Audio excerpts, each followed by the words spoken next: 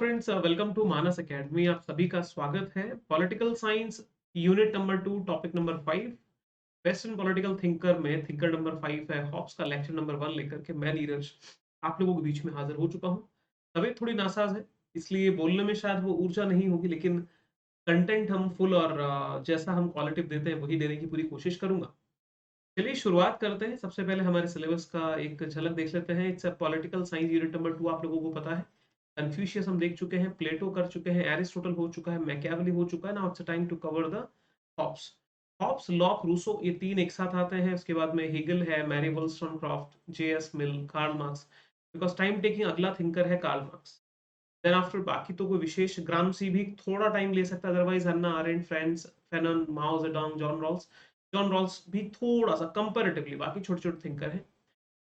Hobbs के बारे में बात करना शुरू करते हैं दोस्तों। ये जो हॉब्स था, ये हॉब्स बेसिकली इसका पूरा नाम हुआ करता था थॉमस हॉब्स।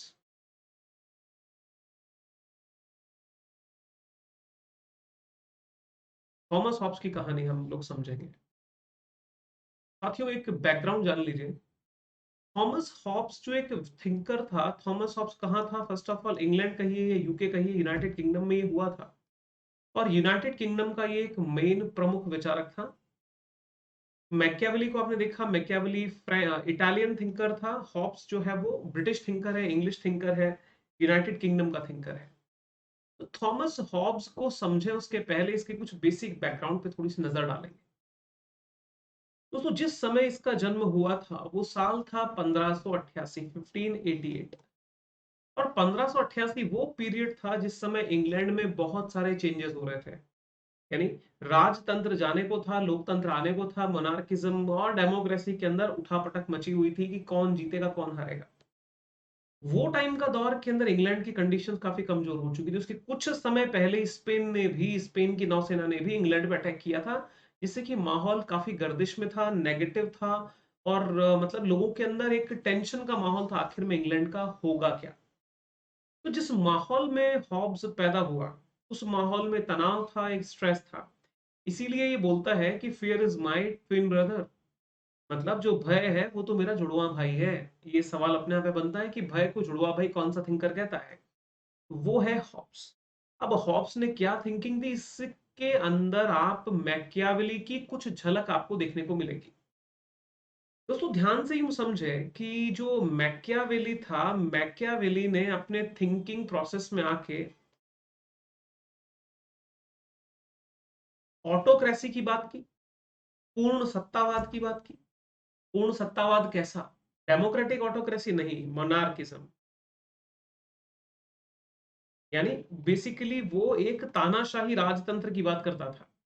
तो जो ऑटोक्रेसी की आइडियोलॉजी थी, मॉडर्न वर्ल्ड में लेके आया था मैकियावेली, जो कि पहले वाला थिंकर है। इसके बाद में एक थिंकर आता है जिसे हम कहते हैं बॉडेन। हिंदी में कहा जाता है बौंदा।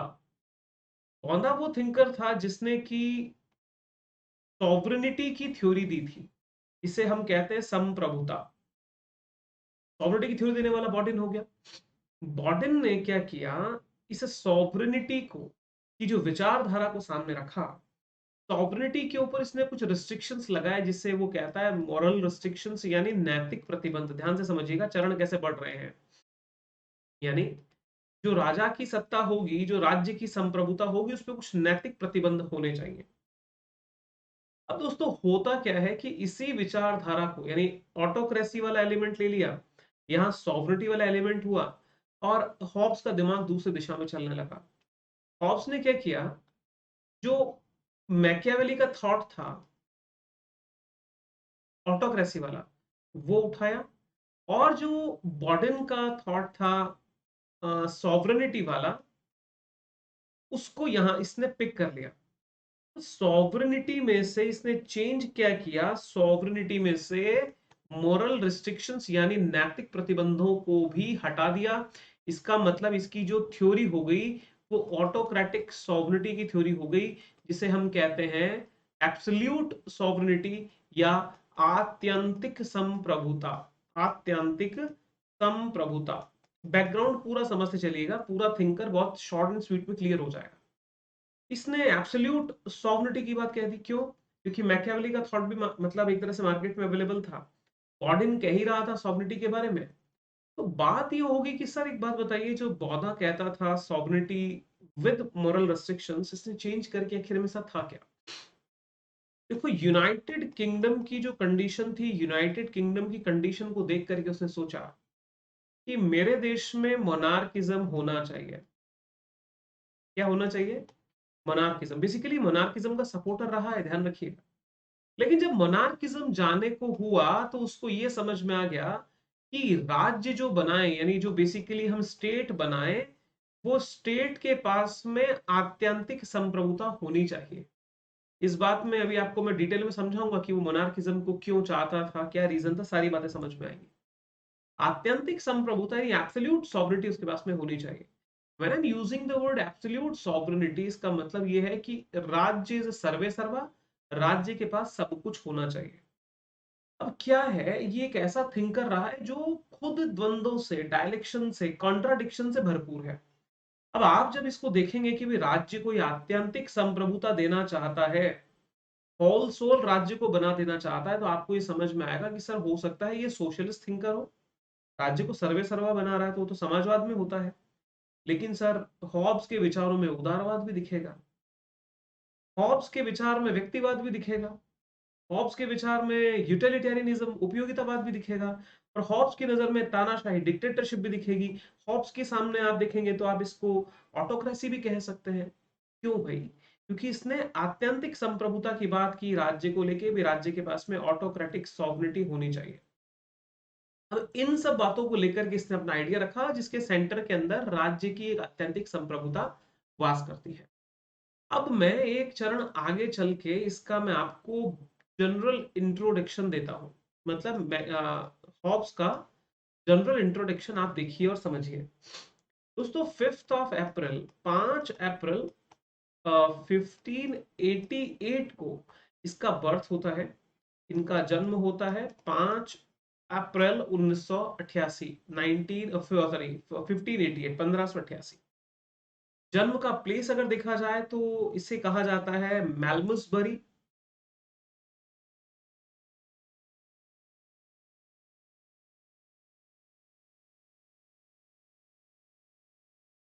मेलमसबरी। ये मेलमसबरी कहाँ है? मेलमसबरी है यूके में।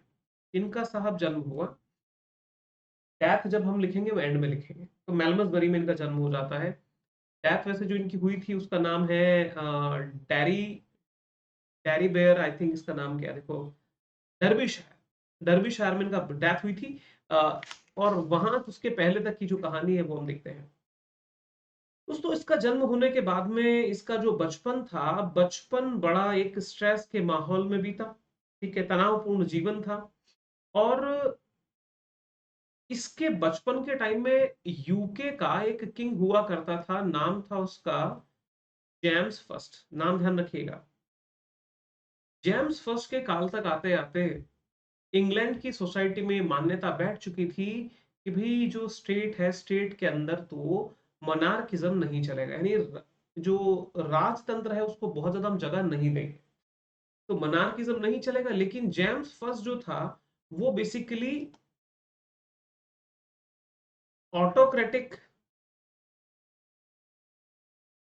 मोनार्किज्म, पूर्ण सत्तावादी राजतंत्र को स्थापित करना चाहता था।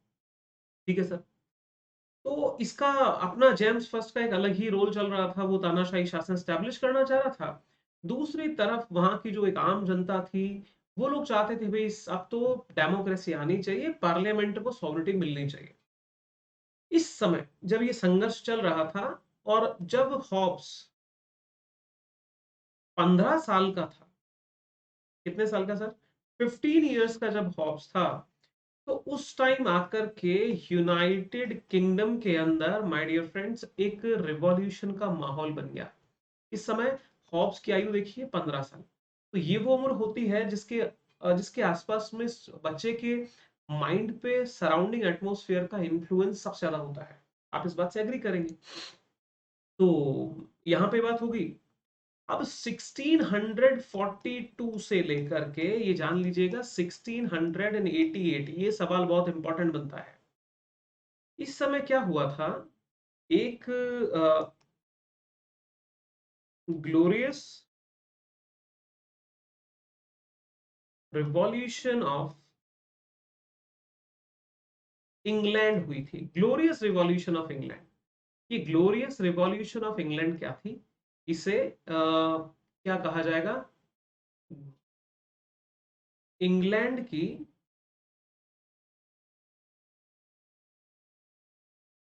गौरवपूर्ण क्रांति। अब आप बोलेंगे सर रिवॉल्यूशन है तो इसमें ग्लोरियस जैसा क्या है, आखिर में कौन सी चीज से इसको आपने कह दिया कि गौरवपूर्ण था। गौरवपूर्ण इस अर्थों में था मेरे दोस्तों कि इस क्रांति में रक्त की एक बूंद नहीं बही।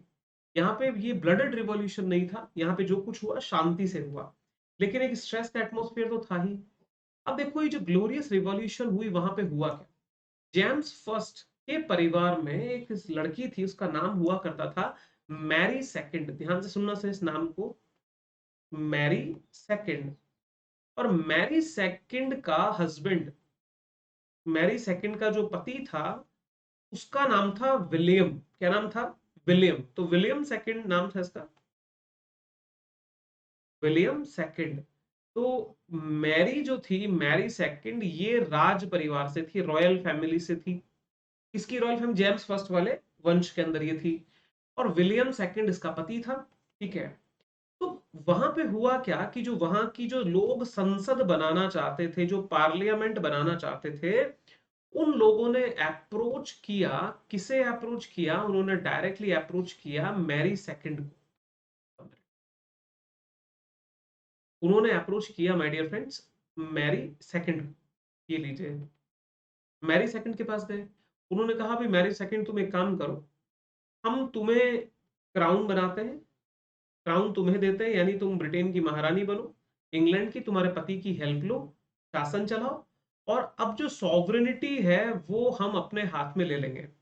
तो मैरी सेकंड के आते आते यानी 1588 में, 1588 में, जब ग्लोरियस रिवॉल्यूशन खत्म होता है, इस समय पे जो सॉवरेनिटी थी, यानी जो संप्रभुता थी, संप्रभुता ट्रांसफर हो गई कि नहीं हो गई। संप्रभुता कहां से आ गई, कहां पे, क्राउन टू पार्लियामेंट। अब ध्यान से सुनना सर, क्राउन टू पार्लियामेंट में ये पावर स्टैब्लिश हो गया। पावर सत्ता जो है वो 1688 के, सॉरी माफ कीजिएगा 1688 है माय डियर फ्रेंड, 1642 लिखा क्या वहां पे, हाँ यहाँ तो सही लिखा है। 1642, 1688, 1642 से शुरू हुई रिवॉल्यूशन 1688 में कंप्लीट होती है, और अब जो सत्ता थी वो इंग्लैंड में संसद के पास में आ गई। अब सर संसद के पास में आई तो आप बोलेंगे सर इसमें जो हॉब्स है, हॉब्स को क्या डर था। हॉब्स का डर बताता हूँ, बड़ा अजीब सा डर था। जो हॉब्स था, उसने पूरे जीवन में मोनार्की को सपोर्ट किया था। यानी जब ये रिवॉल्यूशन चल रहा था तो उसने राजा के पक्ष में, ध्यान रखिएगा, राजा के पक्ष में पैम्फलेट तक छपा है, आर्टिकल लिखे वे, कैसे भी राज सत्ता बरकरार रहे। लेकिन अल्टीमेटली हुआ क्या, पार्लियामेंट हावी हो गया। हावी हो गया तो बेचारे की शुरुआत से स्ट्रेस का दौर था। इंग्लैंड में रिवॉल्यूशन देखी, तनाव, टेंशन था। जन्म के कुछ वर्ष पहले स्पेन ने अटैक किया था इंग्लैंड के ऊपर, तो वैसे एक, तो साहब ये पूरे माहौल के बीच में आप लोगों को बताता हूं, हॉब्स का एक स्टेटमेंट है, इसको नोट डाउन कर लीजिएगा। हॉब्स ये कहता है, fear is my twin brother, twin brother, यानी जो भय मेरा जुड़वा भाई है, जुड़वा भाई है। आप बोलेंगे सर डर कैसा था, डर ये था कि अब संसद जो थी वो खिलाफ हो गई हॉब्स के। भाई इसको, अब साहब को डर लगा भाई अभी ज्यादा हुआ तो जान से मारे जाएंगे। तो भाई इसने बेटर समझा और फ्रांस भाग गया। उसकी सारी कहानी मैं आप लोगों को समझाऊंगा। अब सर देखो, इन बिटवीन आप लोगों को ध्यान रखना होगा, एक दौर, मतलब ये तो एक एस्पेक्ट आपने देख लिया, इसका मैं दूसरा एस्पेक्ट समझाता हूँ। दूसरा एस्पेक्ट था क्या, 1629, कैसे लिख दिया मैंने,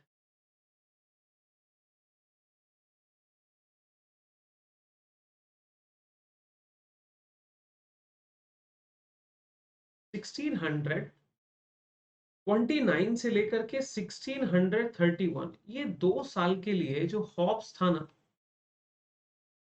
हॉब्स अपने स्टूडेंट्स के साथ में एजुकेशनल टूर यानी शैक्षणिक भ्रमण के लिए निकला हॉब्स क्या।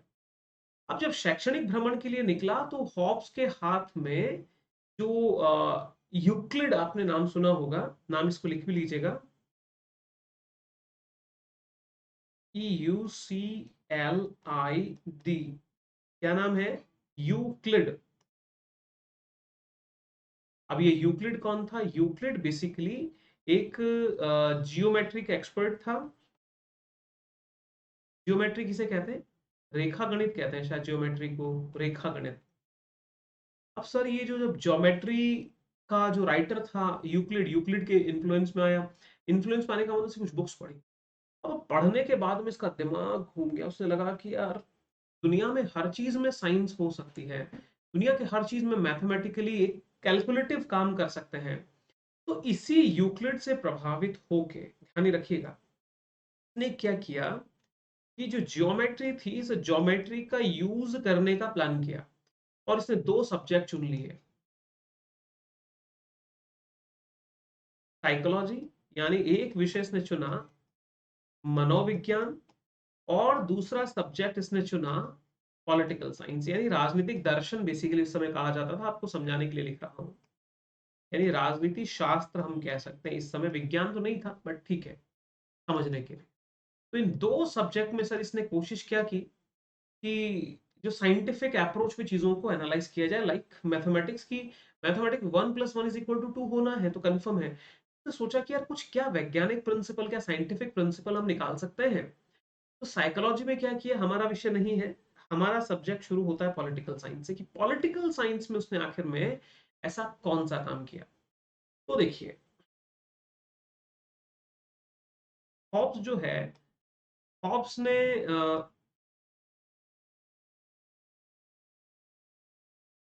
जो जियोमेट्री की स्टडी की, जियोमेट्री को मिक्स किस में किया, पोल साइंस में किया। और पोल साइंस में लाने का मतलब ये था कि उसने, इसके साथ जो टाइटल जुड़ा वो था the father of scientific materialism. ध्यान से सुन लीजिएगा, इंपॉर्टेंट लाइन है, फादर ऑफ साइंटिफिक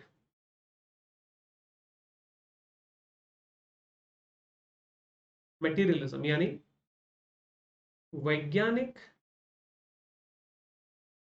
भौतिकवाद का पिता। ये सवाल अपने आप में बहुत इंपॉर्टेंट है कि वैज्ञानिक भौतिकवाद का पिता कौन है, और जनरली हम आंसर लगाते हैं कार्ल मार्क्स। लेकिन ध्यान रखिएगा, the father of scientific materialism या वैज्ञानिक भौतिकवाद का जनक जो है दैट इज हॉब्स। कैसे है? बिकॉज उसने फर्स्ट टाइम पॉलिटिकल साइंस में इनकॉर्पोरेट करने की कोशिश की साइंटिफिक टेम्परामेंट, क्योंकि ह्यूमन नेचर को इसने एक्सप्लेन किया, मानव स्वभाव कैसा होता है। उसने ये तक बताया कि भाई मानव के ये गुण है, ये दुर्गुण है, ये सोशल कॉन्ट्रैक्ट होना चाहिए। और जितने भी इसके थॉट है वो सारे रियलिस्टिक हैं, एक कल्पनावादी या यूटोपियन आइडियोलॉजी में गया ही नहीं। तो इसीलिए इसे वैज्ञानिक भौतिकवाद का पिता कहा जाता है। अब दिमाग में आएगा कि सर ये वैज्ञानिक भौतिकवाद होता क्या है, तो वैज्ञानिक भौतिकवाद भी आपको समझाएंगे। यहां तक का पॉइंट आप लोग क्लियर हो गया होगा। अब देखो सर, कुछ समय के लिए यहां तक इसने ये काम किया। अब सर ये कब की बात हो गई? ये हम बात कर रहे हैं 1532 की, यानी 1532 तक ये अपना, सॉरी 1632 तक ये घूम रहा था, विजिट किया। इसके कुछ समय बाद में यानी 1642 में आप लोगों को पता ही है कि रिवॉल्यूशन शुरू हो गया, सिविल वॉर एक तरह से शुरू हो गया। सिविल वॉर, नागरिक युद्ध जो था वो शुरू हो गया।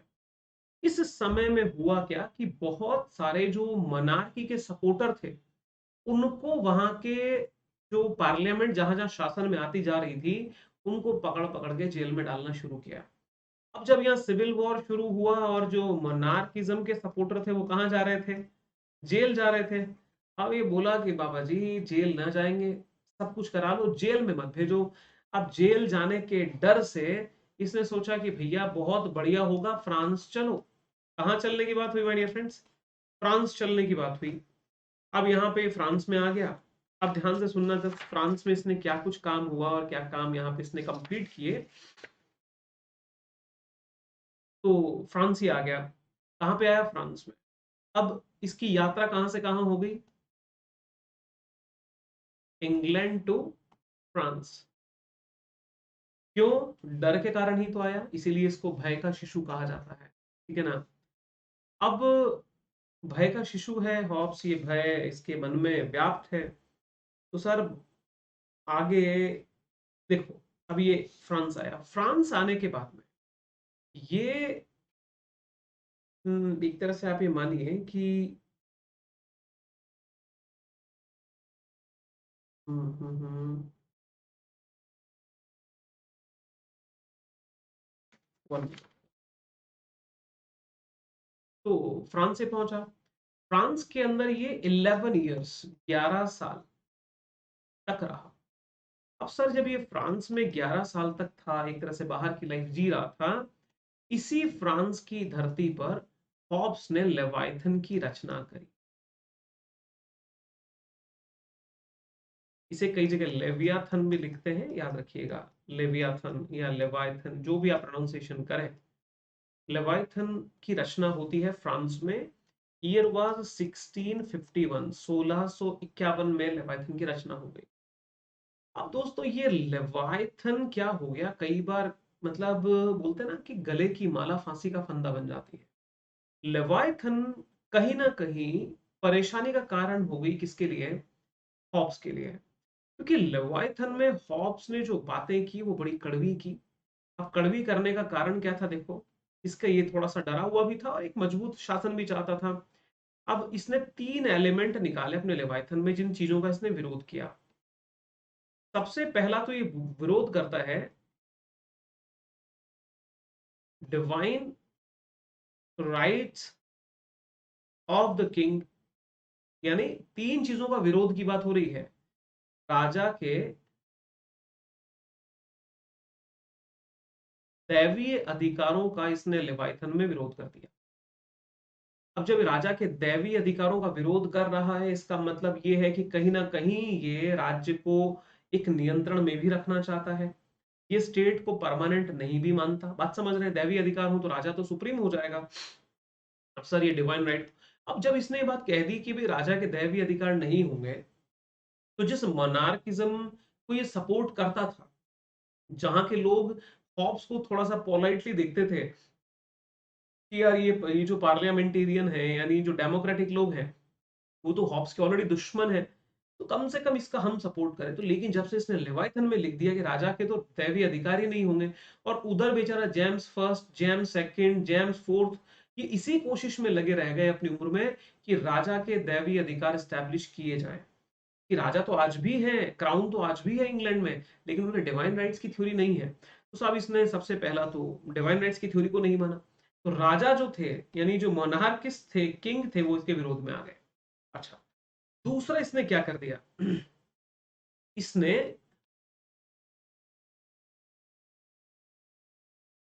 रिप्रेजेंटेशन थ्योरी,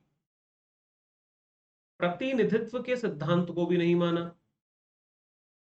प्रतिनिधित्व के सिद्धांत को भी नहीं माना। यानी एक तरह से ये डेमोक्रेसी के भी खिलाफ हो गया। अब सर डेमोक्रेसी के भी खिलाफ है तो लोकतांत्रिक लोग तो क्या चाहते हैं? रिप्रेजेंटेशन में ही तो है। डेमोक्रेसी क्या, रिप्रेजेंटेटिव्स आपका शासन करते हैं। लेकिन ये बोलता है कि प्रतिनिधित्व का सिद्धांत तो बुरा है, तो रिप्रेजेंटेटिव्स भी इसके खिलाफ हो गए, इधर से किंग भी खिलाफ हो गए। अब फाइनली इस बंदे ने क्या किया, मतलब इसकी मति मारी गई। इसने जो एक तरह से हम इसमें कहते हैं पेपेसी, एक वर्ड यूज होता है, PAPACY, पेपेसी। पेपेसी का मतलब होता है पोप तंत्र। क्या सर? पोप तंत्र। ये चिढ़ता था पोप से, तो इसने चर्च के भी खिलाफ बात की। चर्च को भी इसने नहीं माना, तो सीधी सीधी बात थी कि अब ये धार्मिक लोग, जो रिलीजियस लोग थे, वो भी इसके खिलाफ आकर के खड़े हो गए। अब जब इसने, चलो मान लीजिए रिप्रेजेंटेटिव्स का विरोध कर देता, समझ में आता, बिकॉज तो शुरू से ही लोकतंत्र का समर्थक नहीं था। लेकिन इसने गलती क्या की, इसने डिवाइन राइट्स थ्योरी को भी रिफ्यूट कर दिया। करते ही जो जो राजा लोग थे वो इसके खिलाफ। और फ्रांस में रह रहा था, फ्रांस के ऊपर चर्च का अच्छा खासा इन्फ्लुएंस था। लेकिन जब से इसने पेपेसी को सपोर्ट किया, पोप तंत्र को सपोर्ट किया, तब से सर इसकी उल्टी गिनती शुरू हो गई। अब जैसे ही यहाँ पे हुआ तो उसके बाद में सर इसको भागना पड़ा, फ्रांस से भी रवाना हुआ। अब बोले जाएं तो जाएं कहाँ, बिकॉज जैसे ही इसने पोप के खिलाफ बोला तो सीधा सीधा जो फ्रांस की गवर्नमेंट थी उसने कहा गेट आउट। अब बेचारा हॉब्स जाए तो जाए कहाँ, हॉब्स ने कहा कि भैया एक ही जगह है चलने के लिए, सीधा चलो इंग्लैंड और मांग लो माफी। कहा भी इंग्लैंड आया और इंग्लैंड के अंदर तब तक पार्लियामेंट एस्टेब्लिश हो चुकी थी। अब इंग्लैंड की जो पार्लियामेंट थी उसकी एक तरह से आप ये समझ लीजिए, जिसे हम कहते हैं स्टेट काउंसिल, राज्य परिषद। सुनिएगा सर बात को, स्टेट काउंसिल यानी राज्य परिषद को इसने एक लेटर लिखा। राज्य परिषद को क्या लिखा सर इसने? लेटर या एक पत्र लिखा। कौन लिख रहा है? हॉब्स लिख रहा है। और पत्र में कहा कि भाई हम आपके अपने हैं और गलती हो गई, माफी दे दीजिए। तो साहब इसने क्या किया देखो, इस राज्य परिषद ने इस लेटर राज्य परिषद ने फिर एक लेटर लिखा हॉब्स को, और हॉब्स को कहा कि तुम रह सकते हो इंग्लैंड में, लेकिन हमारी एक शर्त है। शर्त क्या है? कि अब तुम पब्लिक लाइफ में यानी तुम सार्वजनिक जीवन से दूर हो जाओगे। कौन से जीवन से दूर हो जाओगे? सार्वजनिक जीवन से दूर, पब्लिक लाइफ में अब तुम्हारा कोई लेना देना नहीं होगा। इसने कहा कि भाई जान बचे लाखों पाए, नहीं आएंगे तुम्हारे बीच में तुम, लेकिन हमें रहने दो। अब जनाब ये यहाँ पे परमिशन मिल गई। परमिशन जब मिली, अब आप ही समझना, ये 1651 की बात है। और इंग्लैंड में ये कब आता है? इंग्लैंड में आता है ये 1660 में, 1660 में। ठीक है, ये 1651 में लिख दिया, 1660 के अंदर ये इसको परमिशन मिल जाती है कि तुम रह सकते हो। अभी ध्यान रखना, पार्लियामेंट कंप्लीटली गए आया नहीं है, पार्लियामेंटली कंप्लीटली आएगा 1688 में, समझने वाली बात है। लेकिन अभी तक काफी हद तक पार्लियामेंट हावी हो चुका था कि भाई डेमोक्रेटिक लोग अब तुम्हें नुकसान नहीं पहुंचाएंगे। अब जनाब इस समय हुआ क्या, आने के बाद में जब ये फ्रांस से वहां लौटा, मतलब माफ कीजिएगा ये उसी साल आया था, सेकंड माफ कीजिएगा 1651 में ये जब वहां पे गया और उसने जब अपनी रचना लिखी, तो आप ये समझिए कि यहाँ लौटने के बाद में, ये 1660 हटाइए, 1660 में कुछ और घटना हुई थी।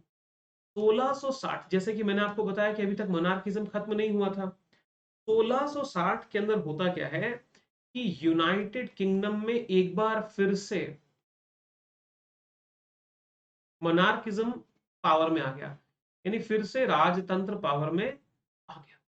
अब सुनना देखो, मतलब क्या सिचुएशन क्या बन रही है, यानी अभी अप एंड डाउन चल रहा है, कभी मोनार्किज्म हावी हो रहा है, कभी डेमोक्रेटिक लोग, जैसे मान लीजिए पाकिस्तान की क्या दशा है, कभी वहां पे आईएसआई हावी, मिलिट्री हावी होती, कभी वहां डेमोक्रेटिक पावर आ जाता है, कभी वहां तालिबानी यानी जो वहां के टेररिस्ट ऑर्गेनाइजेशन है वो वहां पे रूलिंग में आ जाते हैं।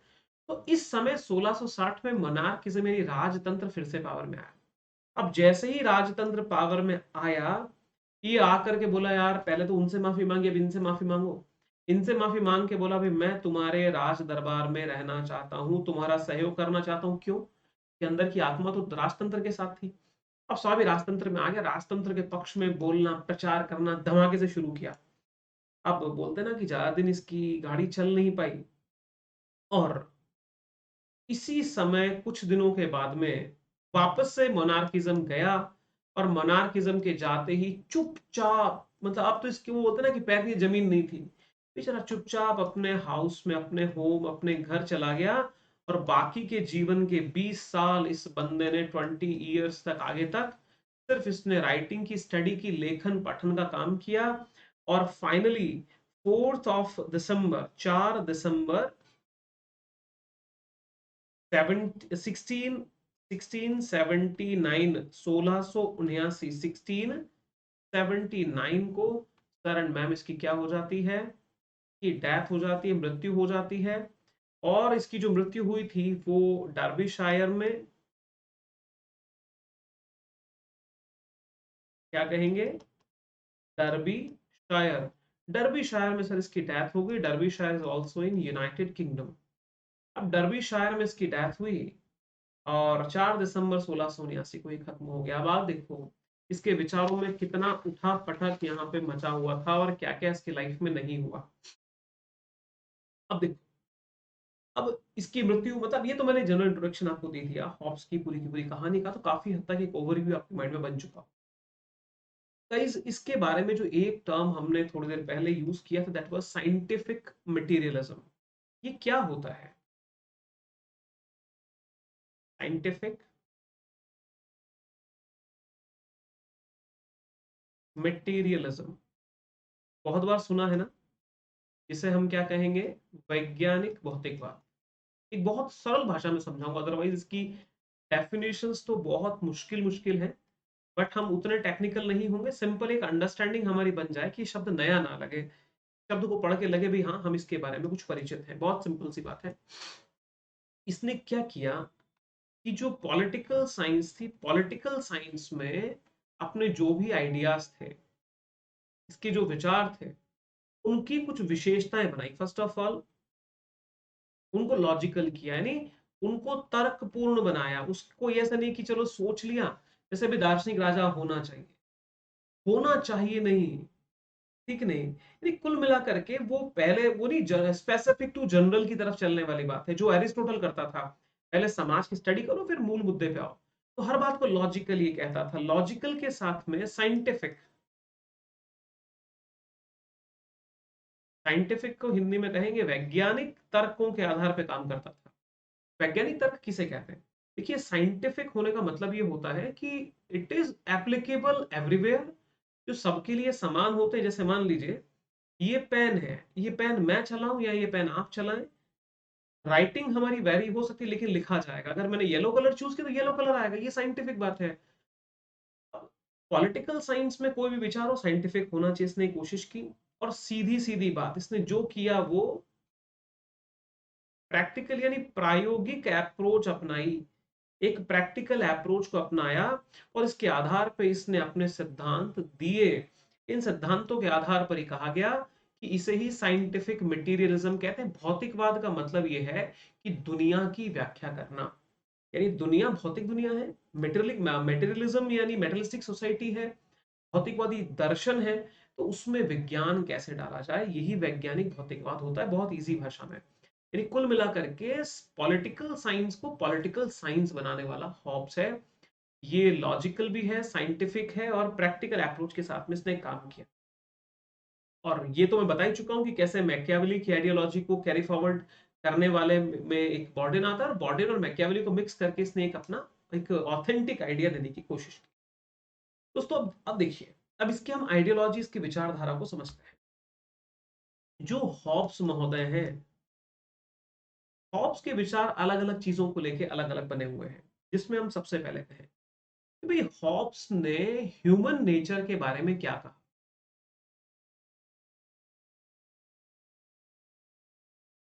इसको थोड़ा सा गहराई में समझ लीजिए। कारण ये है कि हॉब्स मानव स्वभाव के बारे में क्या कहता है, लॉक ह्यूमन नेचर के बारे में क्या कहता है, और रूसो मानव स्वभाव के बारे में क्या कहता है, तीनों अपने आप में बेजोड़ है। तीनों को कंपैरेटिवली समझना पड़ेगा। हॉब्स लॉक रूसो का सोशल कॉन्ट्रैक्ट कंपैरेटिव पढ़ना पड़ेगा। हॉब्स लॉक रूसो के रिवॉल्यूशन या स्टेट कैसे फॉर्म हुआ, इस तरह के विचार भी कंपैरेटिवली पढ़ने पड़ेंगे, तब जाकर के एक होलिस्टिक अप्रोच डेवलप होगी। अभी हम हॉब्स में मानव स्वभाव को देख रहे हैं। मैं अगर इसके लिए एक सिंगल शब्द प्रयोग कर लूं, एक जो इसको हम जनरल सिंगल वर्ड कह सकते हैं, वो सिंगल वर्ड ये है कि नकारात्मक माना। सिंपल, मतलब आप इसमें वो, मतलब एक तरह से नेगेटिव मानता था कि भाई नेगेटिव है, मानव का स्वभाव अच्छा नहीं है। अच्छा जी, तो मानव का स्वभाव अच्छा नहीं है तो भाई क्या क्या लक्षण है? पहला कहता है ग्रीडी है। मानव का स्वभाव कैसा है? मानव स्वभाव से लालची है, मानव के अंदर संतुष्टि नहीं है। तो एक गुण और लिख लीजिए मिलता जुलता ही, सेल्फिश। सेल्फिश को हिंदी में कहते हैं स्वार्थी। अब आप कहेंगे सर लालची में और स्वार्थी में क्या फर्क है?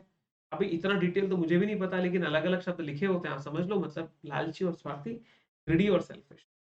तीसरी चीज, हाँ, इंपॉर्टेंट है, वो पावर चाहता है। पावर यानी उसको शक्ति की लालसा होती है। तो ये तीन भाई, लालची है व्यक्ति, सेल्फिश है और पावर चाहता है, ये बेसिक ह्यूमन नेचर बताया गया। अब साहब जब ये ह्यूमन नेचर बताया गया, तो ह्यूमन नेचर के साथ में ऐसी स्थिति में आप मुझे बताओ, क्या ऐसे ही लोग अगर सारे हो जाएं तो क्या समाज ठीक से चल पाएगा? नहीं चल पाएगा। तो हॉब्स ने क्या बोला कि एक कंडीशन होती है, हॉब्स क्या था, नेचुरल कंडीशन। ध्यान से सुनिएगा, हम उसकी थ्योरी में एंटर कर रहे हैं। नेचुरल कंडीशन हिंदी में कहें तो प्राकृतिक अवस्था। अब ये हो गई प्राकृतिक अवस्था। तो हॉब्स ने कहा कि जो मानव का स्वभाव है, वो ग्रीडी है, लालची है, पावर की चाह रखता है। तो आप मुझे बताइए, जब ह्यूमन का नेचर ही गंदा है तो नेचुरल कंडीशन अच्छी होगी क्या? वो भी कैसी है? नकारात्मक है। मानव स्वभाव गंदा, तो प्राकृतिक अवस्था भी गंदी है। तो जो प्राकृतिक अवस्था नेगेटिव है, कहने का मतलब यहां पर कंडीशन ऑफ कॉन्फ्लिक्ट पाया जाता है। ये टेक्निकल टर्म आपको ध्यान में रखनी है, condition of conflict. Condition of conflict means what? इसे हम हिंदी में कहते हैं संघर्ष की अवस्था। संघर्ष की अवस्था। लीजिए सर, ये बोल रहा था कि सोसाइटी में जब सब लोग नेगेटिव हैं तो एक संघर्ष की अवस्था होगी। संघर्ष की अवस्था के अंदर मारकाट मचेगी, लोग खून के प्यासे होंगे, एक दूसरे को परेशान करेंगे, दुखी कर देंगे। तो जो संघर्ष की अवस्था थी प्राकृतिक अवस्था में, पॉजिटिव कुछ नहीं था। तो इसका उपाय क्या है? What is the remedy? तो उपाय बोलता है ये सोशल कॉन्ट्रैक्ट। क्या बोलता है सर? इसे कहता है, मतलब जनरल कॉन्ट्रैक्ट या सोशल कॉन्ट्रैक्ट, बेसिकली वो सामाजिक समझौता बनाने की बात करता है। अब सर ये जो सामाजिक समझौते की बात इसने की है, कॉन्ट्रैक्ट की बात करता है, यानी उपाय क्या हुआ इसका? सोशल कॉन्ट्रैक्ट या सामाजिक समझौता। ये सोशल कॉन्ट्रैक्ट या सामाजिक समझौता क्या है? संघर्ष की अवस्था समझ में आ गई। हॉब्स की नेचुरल कंडीशन बुरी थी, वो समझ में आ गई। क्यों थी? कि नेचुरली ह्यूमन नेचर ही नेगेटिव है, तो नेचुरल कंडीशन तो नेगेटिव होनी ही है। संघर्ष की अवस्था में फिर बोलता भी सोशल कॉन्ट्रैक्ट होगा। अब सोशल कॉन्ट्रैक्ट के साथ में फैक्ट ध्यान में रख लीजिए, ये सिंगल सोशल कॉन्ट्रैक्ट की बात करता है। बोलता है भी एक ही सोशल कॉन्ट्रैक्ट होगा, बिकॉज रीजन क्या है? हॉब्स एक कहता है, लॉक दो सोशल कॉन्ट्रैक्ट की बात करेगा और रूसो फिर एक सोशल कॉन्ट्रैक्ट की बात करेगा। तो ये मेजर फैक्ट है कि हॉब्स ने कितने सोशल कॉन्ट्रैक्ट्स की बात की है, तो उसका एक सोशल कॉन्ट्रैक्ट है जिसे जिसे वो सामाजिक समझौता में सारे काम एक ही बार में कर लेता है। अब मेरे साथियों, ये सोशल कॉन्ट्रैक्ट होगा कैसे? ये सोशल कॉन्ट्रैक्ट के लिए मैं एस सी लिख देता हूं। ये बोलता है सोशल कॉन्ट्रैक्ट के लिए हमें एक चीज चाहिए, दैट इज नेचुरल लॉ। क्या चाहिए? नेचुरल लॉ, यानी हमें सोशल कॉन्ट्रैक्ट के लिए प्राकृतिक विधि का यूज करना होगा।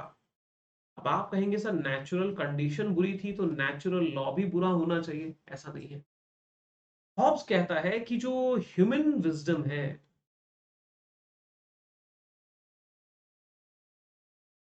या हिंदी में कहें तो मानव विवेक है, मानव विवेक पे आधारित जो भी विचार होते हैं वही नेचुरल लॉ होता है।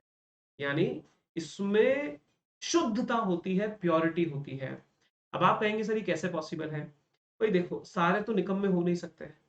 अब मान लीजिए सब लोग दुखी हैं, एक गांव है, उस गांव में मारकाट मची हुई है सर, हर हर एक दूसरे के भी रास्ते की लड़ाई है, पानी की लड़ाई है, बिजली की लड़ाई है। बात समझ रहे? एक इमेजिन करिए। अब उन लोगों को एक एक दिन ये लगता तो है ना यार, कुछ कर ले यार, मतलब ये बार बार मारकाट से कब तक? जो ये विचार चला ना, मारकाट कब तक, बस वही प्राकृतिक विधि की एक अच्छाई है। सब लोग साथ है, चलो बैठो यार बैठो। हाँ, पांच पांच 10 लोग बैठ गए। अब बैठ करके मन में क्या है यार, मतलब संघर्ष तो मन में है, लेकिन यार समस्या से निदान चाहिए। अच्छा क्या चाहिए तुम्हें? अरे यार ऐसा हो कि सब शांति हो। हाँ, शांति की बात कर रहे हो, अच्छी बात कर रहे हो। वो जो शांति की बात हो, जो बात आ रही है ना, वही तो मानव विवेक है, वही तो मानव बुद्धि है। अच्छा कैसे? भाई ऐसा है, एक राजा बना लेते हैं, ये जो कहेगा वो सब मानेंगे। हाँ सुन लेना, सब मानेंगे, मैं अकेला जिम्मेदार नहीं हूं, मैं मेरे शक्ति को छोड़ रहा हूं इसका मतलब ये नहीं कि तो आम भी ठीक है, सब अपनी अपनी शक्ति को ड्रॉप करेंगे। तो सबने अधिकार त्यागे, सबने निश्चित नियम बनाए, पागलपन में भले थे लेकिन काम तो ठीक कर रहे थे ना, बिकॉज हर आदमी को पता होता ना कि अच्छाई क्या है, भले वो एक्शन में कुछ कर रहा हो लेकिन पता तो जो प्लानिंग्स हुई कैसे हमें करना, वही तो प्राकृतिक बुद्धि प्राकृतिक विधि है। ये प्राकृतिक विधि मेरे मेरे दोस्तों आप लोगों ने देख ली। अब देखिए सामाजिक समझौता, मानव विवेक होगा तो सामाजिक समझौता हो जाएगा। अब जनाब यहां पर प्राकृतिक विधि को बेस बना करके क्या होता है, सोशल कॉन्ट्रैक्ट। आगे बढ़ते हैं।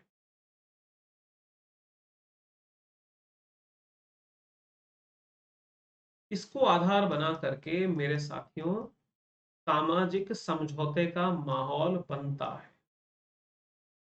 ये लीजिए, सामाजिक समझौता होगा। कितने सामाजिक समझौते हैं ये आपको पता है, ओनली सिंगल सोशल कॉन्ट्रैक्ट है। अब सामाजिक समझौता क्या है? सामाजिक समझौता ये है कि इंडिविजुअल इंडिविजुअल इंडिविजुअल, ये बहुत सारे इंडिविजुअल हैं, बनाने पड़ेंगे, एक डायग्राम तो बने कम से कम।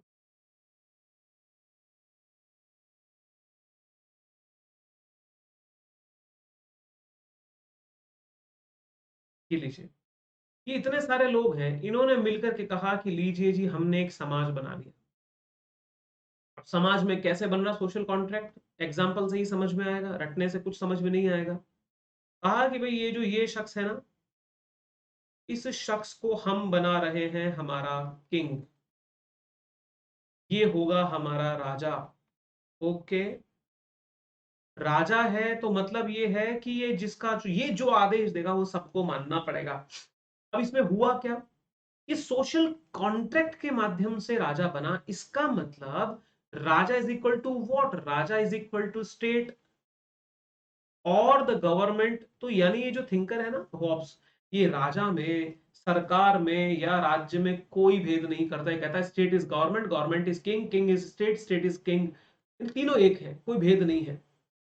अच्छा, तो स्टेट कैसे आया, ये क्या पहले से था, या ये भगवान ने भेजा, या नेचुरली था, या ये कॉन्ट्रैक्ट के बेस पे आया?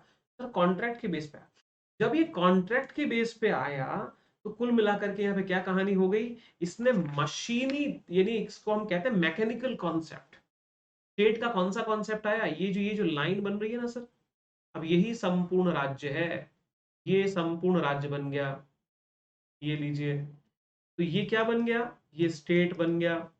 ओके, ये जो स्टेट है ये कैसा है, ये सवाल बनेगा सीधा, हॉब्स का स्टेट कैसा है, मैकेनिकल स्टेट है, मैकेनिकल स्टेट, यानी ये राज्य की यांत्रिक अवधारणा में विश्वास रखता है, राज्य की यांत्रिक अवधारणा मैकेनिकल स्टेट को फॉलो करता है। अब मैकेनिकल स्टेट को फॉलो करने का मतलब ये हो गया कि लोगों की सहूलत के लिए राज्य बना। तो ये आपको सोशल आइडिया, सोशलिस्ट थॉट नग लगती है, या ये आपको लिबरल आइडियोलॉजी लगती है? तो कहीं ना कहीं इसमें उदारवाद का लक्षण दिखा या नहीं दिखा, लिबरलिज्म दिखा कि नहीं दिखा? दिखा सर।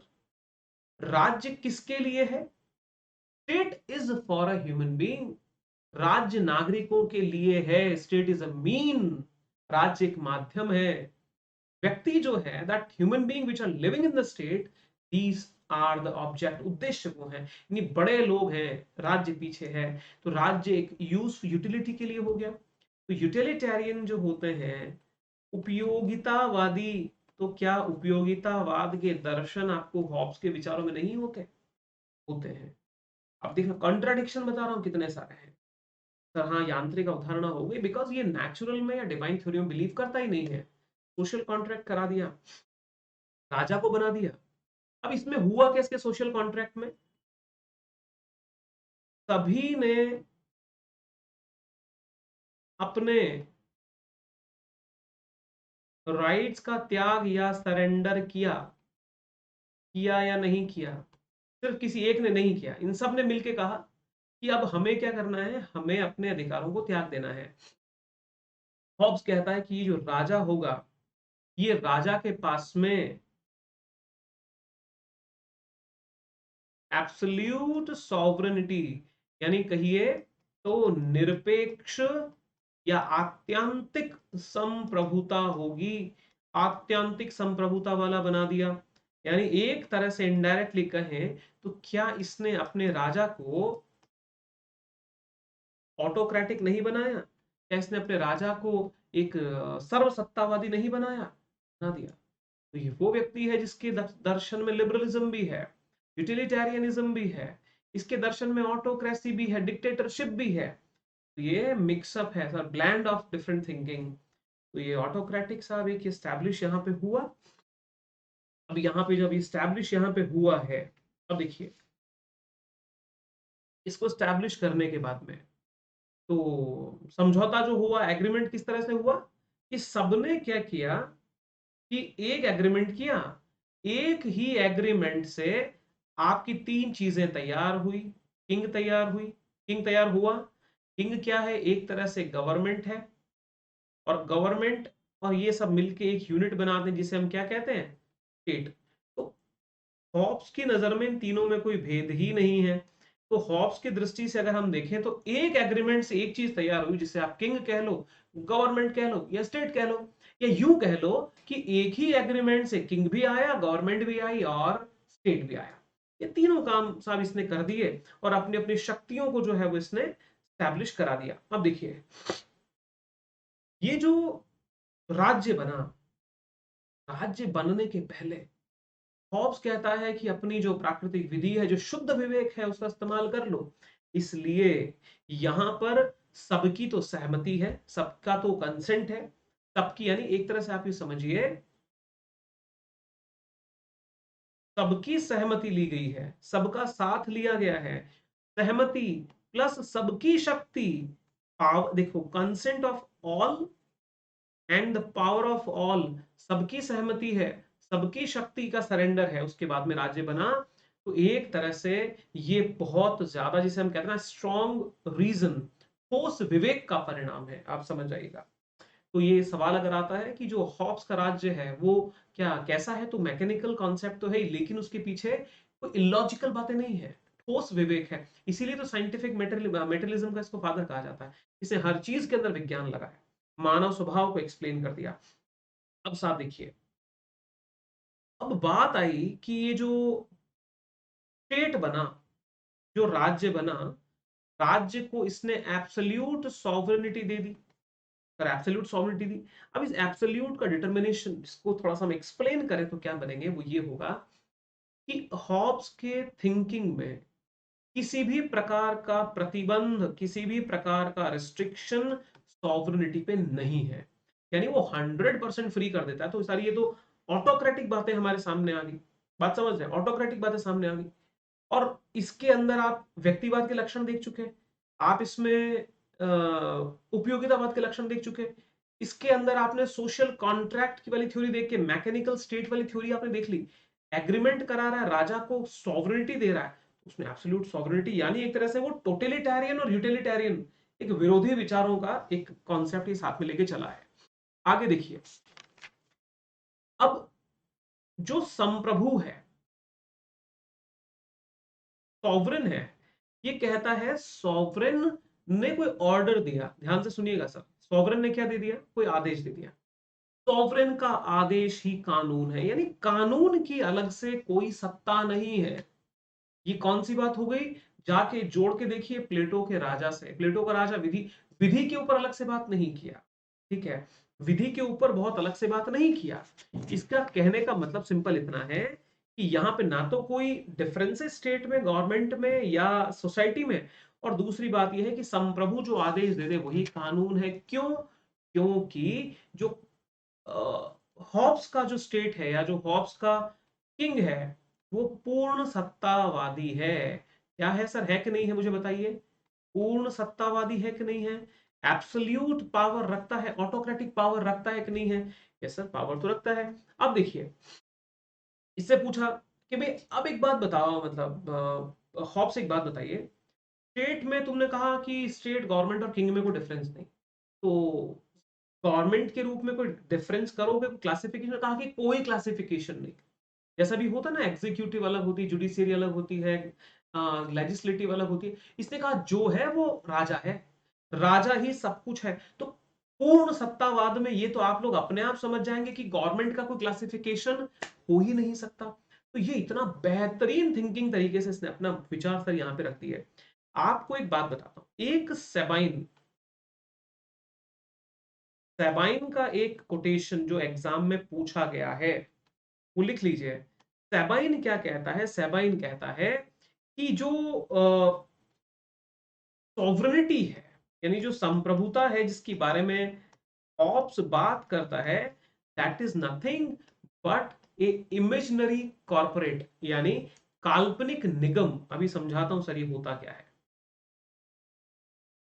काल्पनिक निगम है, यानी हॉब्स, ये शब्द किसके हैं? सेबाइन के हैं। सेबाइन कहता है कि हॉब्स ने अपने संप्रभुता को काल्पनिक निगम कहा है। अब सर ये काल्पनिक निगम क्या है? काल्पनिक निगम यानी इमेजिनरी कॉर्पोरेट, कॉर्पोरेशन। देखिए कॉर्पोरेशन का मतलब एक संस्था से है, इमेजिनरी का मतलब है काल्पनिक। यानी सेबाइन की नजर में इस तरह का राजा कल्पनाओं में ही हो सकता है। तो सेबाइन ने हॉब्स की संप्रभुता के लिए हॉब्स के द्वारा ही ये कहलवाया। एक तरह से वो कहता है, भाई हॉब्स खुद कहता है कि भाई मेरे तो जो विचार हैं ये तो काल्पनिक निगम है। यानी इस ये एक स्पेशल मतलब एक फैक्ट था, इमेजिनरी या यूटोपियन कॉर्पोरेशन, ये शब्द यहाँ पे प्रयोग करता है। अब देखिए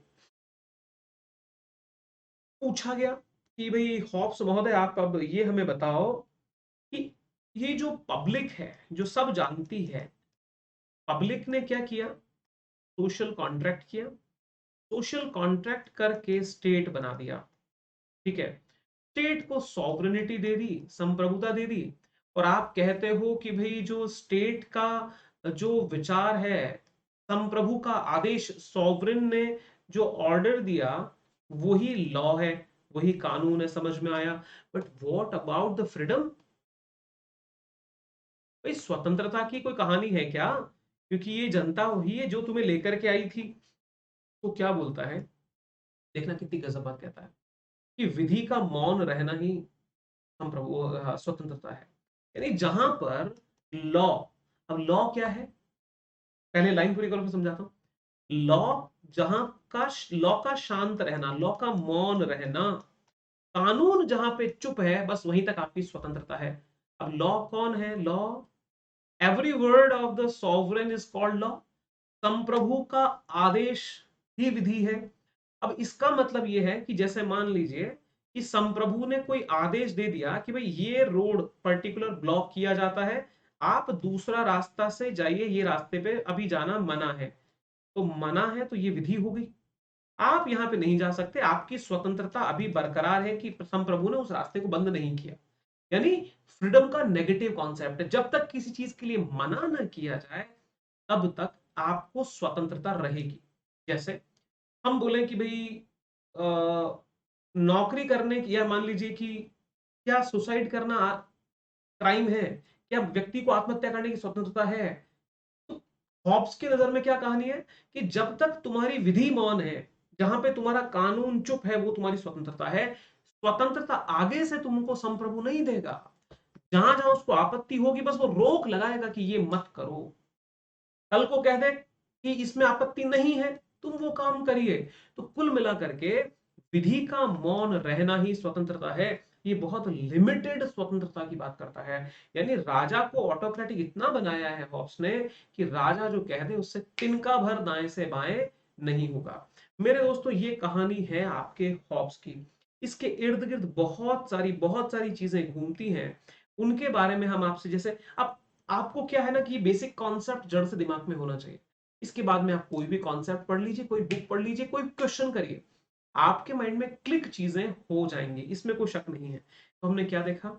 हॉब्स की लाइफ देखी, हॉब्स की नेचुरल कंडीशन कैसी थी वो देखा, नेचुरल लॉ कैसा था, ह्यूमन नेचर बेसिकली कैसा है, सोशल कॉन्ट्रैक्ट कैसा होगा, उसका किंग कैसा होगा, उसकी सॉवरिटी कैसी होगी, उसकी विधि कैसी होगी, और उसका स्वतंत्रता वो किस रूप में प्रदान करेगा।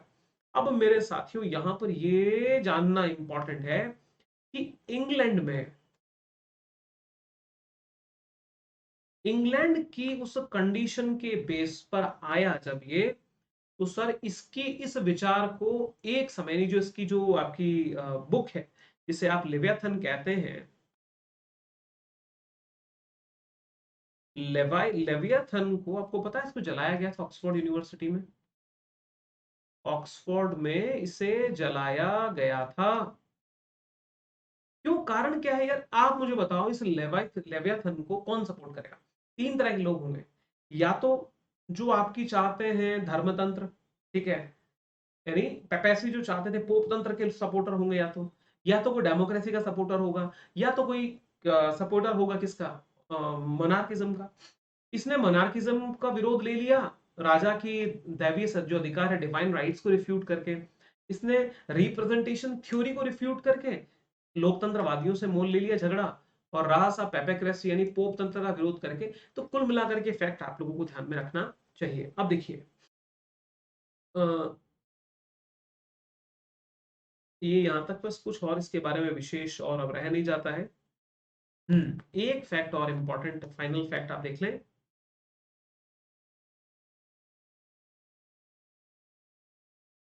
Elements of law, natural and politics, elements of law,